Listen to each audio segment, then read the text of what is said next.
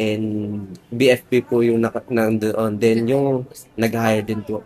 Bali yung ano po, um, same din po kasi sa mga requirements. Yung sa DepEd na requirements, then magdadagdag lang ako ng clearances. But sabi ko, but hindi ko itry itong ano, pagiging BFP. Pero that time, ano, nag, nagwo-work ako sa financing company sa Bataan.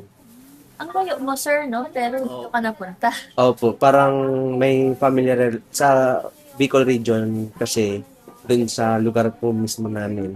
Talagang hindi naman sa ano is kailangan meron kang kakilala para ma-hire ka as teacher, ganun. Parang Ano na backer yan, sir? system. Parang alam na may backer. Backer system din naman po. Pero yun, ang alam naman na din natin siguro, hindi naman na bago, ganun. Palakasan system. Then, ayun, tuloy-tuloy naman na nung nag-apply ako sa ano po, nag-apply po ako sa BFP. ah Awa ng Diyos, tuloy-tuloy na po yung process. Smooth na lang. Smooth yung process. Yung parang dahil kailangan na kailangan ng family ko na, kasi that time, ano po yung, ano ko po, parents ko nasa hospital nun. Yung parang gusto, kailangan ko ng ganito, ganyan, Mas trabaho. nagpursige po kayo ng Mas ano. lang po, sige. Siguro parang answered prayer na din po yung gano'n. Yun lang naman. Pero ang layo pa rin. Bakit, sir, sa Olonga po? Bakit sa Bataan? May kakilala, may kamag-anak po kayo dito? Bali, may kamag-anak, yung ang kapatid ng tita, ng nanay ko.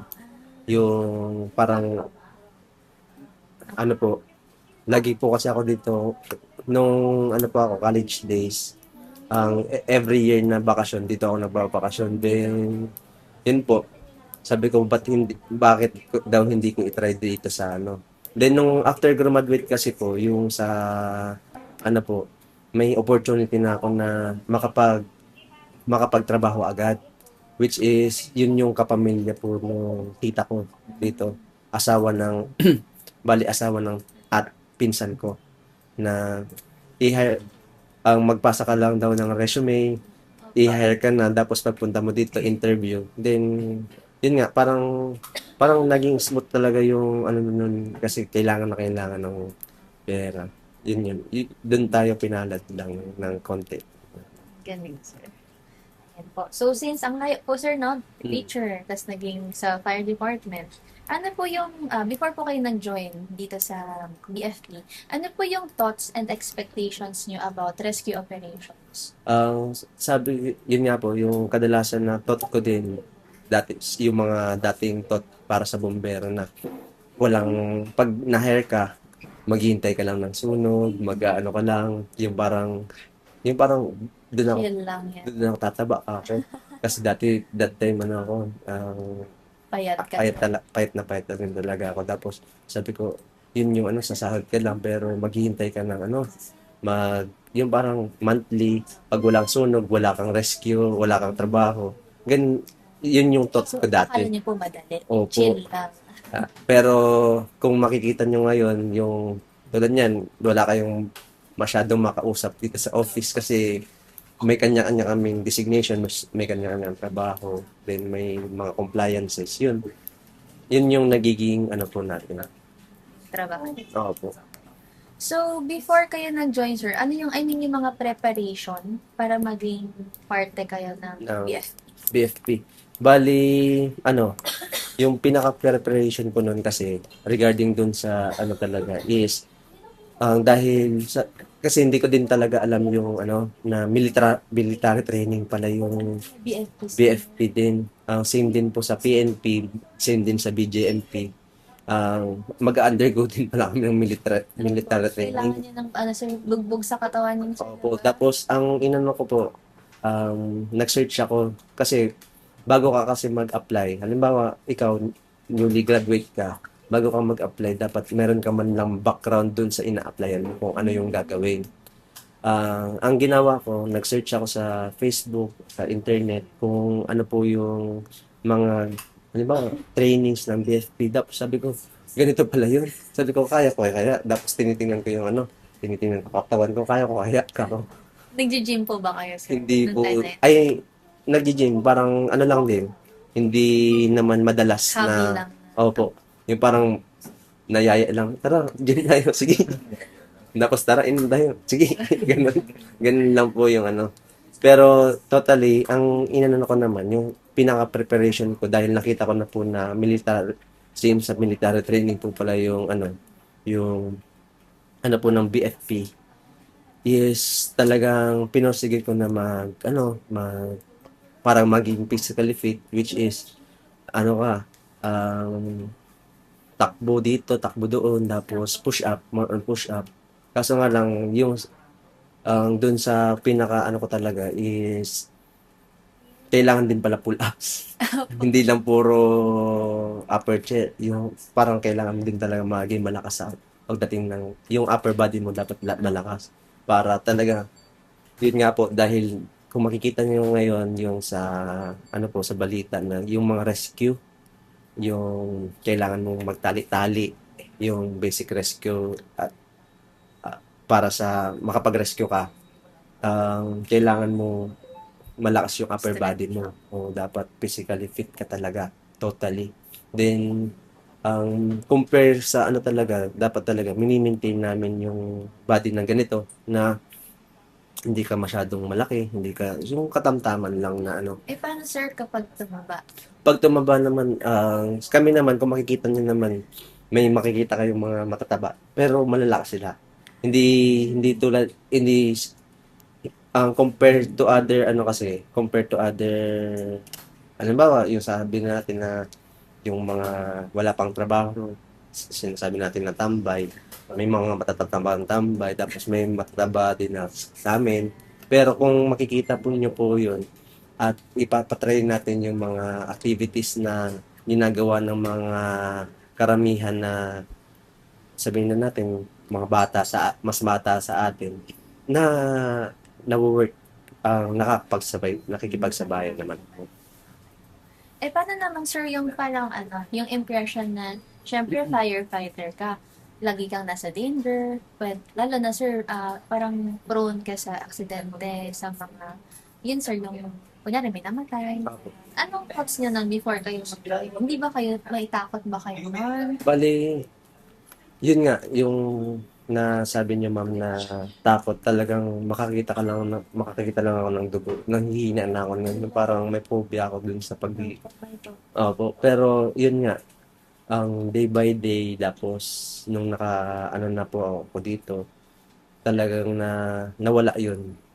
Pero at kahit papaano ano, yung afraid of heights, afraid of yung sa dugo, ano talaga, wala, Nawala. nasa akin yun talaga na nawala. Sa Dahil, training sir na ano ka na, na-practice ka na, opo, sa exposure na. training, may, may, mahimay tayo, himatay nga din ako dun sa ano, sa reception dun sa ano, sa totally yung sa akin kasi dahil parang hindi ako handa doon sa kasi sabi ko teacher ako eh. Tapos naging firefighter. Bakit ako nandito ako?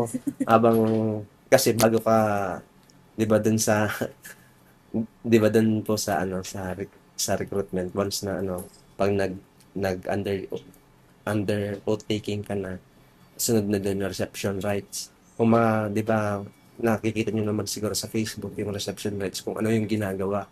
Bali talagang i-test talaga yung ano niyo, yung physical strength niyo, yung hindi lang physical strength, yung sa neuro din. Yung kasi nag-undergo kami ng neuro, yung parang siyempre, parang tama naman kasi dahil sa mga Ano weaknesses mo, mga ginagawa ko sa, ang tawag ulit sir? yung sa reception rights po. Bali talagang itetest yung physical and mental ano mo, So, may as activity, first, sir. opo, talagang patayan. Para sa akin, patayan kasi hindi naman ako sanay sa ganun eh. Sabi ko patayan na ano. Tapos regarding dun sa ano, syempre, hindi ititrain yung sa pagdating sa training nila sa psychology, yung parang psychological training nila, yung parang nandiyan na yung mura, nandiyan yung physical na May ganun physical activity din, sir? opo, gano'n. Hindi kaya 'pag halimbawa ano, pag talagang aspiring ka na maging, ano po, fire officer, sanayin mo na Malakas loob. yung malakas yung loob mo, tapos hindi ka magbe-breakdown talaga dun sa, sabihin na natin na ano, sabihin ka, tanga-tanga mo. Yung iba, di ba, sa ano, yung madaling ma-hurt. Eh, sa Naiyak amin, na agad. naiiyak na agad. Pagdating sa atin, hindi pwedeng ganun. Kasi tulad niyan, yun naman kasi, i-reflect ko na dito sa ngayong job ko. Job natin na nag-ano kami. Tulad niya kanina, may client tayo na, Tapos, ah, narinig ko nga, sir. opo, may Yung client babae. tayo na, opo. Siyempre, kailangan mo i-handle din yun na hindi ka dapat mainis. Kasi nasa ano ka, ikaw yung talagang frontliner. Yung parang hahabaan mo yung pasensya Pasensya. mo. Pero, siyempre, kahit pa paano, kahit pa ulit-ulit pa yan na ano, kailangan mo talagang pagpakumbaba at kahit sabihin mali sila or mali ka, talagang ano, dapat stay, ano ka lang, Composure niya, sir. opo. Kasi kung papakita mo naman kasing weak ka sa kanila, hindi ba iiyakan mo sila? Kasi tulad niyan for example na lang din po doon sa compliance sa isang building. Ang talagang totally nangyari nun is, ano po, ako as inspector, kailangan kong i i-impose kung ano yung dapat na nasa batas, which is hindi para sa akin kundi para sa safety ng karamihan or para sa safety na ng building at yung mga tao doon sa building. Ngayon, regarding dun sa ano po natin, sa pag-i-impose nun, minsan, ang nagiging bad reflection na din sa amin na ganito ganyan si F1 Melia, sobrang higpit, ganito ganyan. Tapos, pag ano, hindi naman, yung parang may maririnig ka ng bad side, pero kahit marinig mo yun, isarili mo na lang. Wag mong dadamdamin. Sa bahay na lang siguro or ano, sa ibang ano po, para at least, ano pa rin. Kasi, hindi lang yun yung magiging kaharap mo, yung iba-ibang tao ulit. Paano kung tulad niyan, business one-stop shop sa January. Paano kung halimbawa ano, naka-encounter ka ng isang person tapos nakagalitan mo. Tapos another person na naman kakagalitan mo. Siyempre mag-breakdown ka na nun. Hindi ka na, parang hindi ka na yung gaganahan na mag-work. Yung parang dahil na-disappoint ka na nandun sa isang trabaho, ay sa isang client mo, tapos madi-disappoint ka naman sa another client. Yun yung parang dun sa training center pa lang, kaya naano na natin yung psychological test nila na yung mura, ano, babaliwalain mo talaga siya.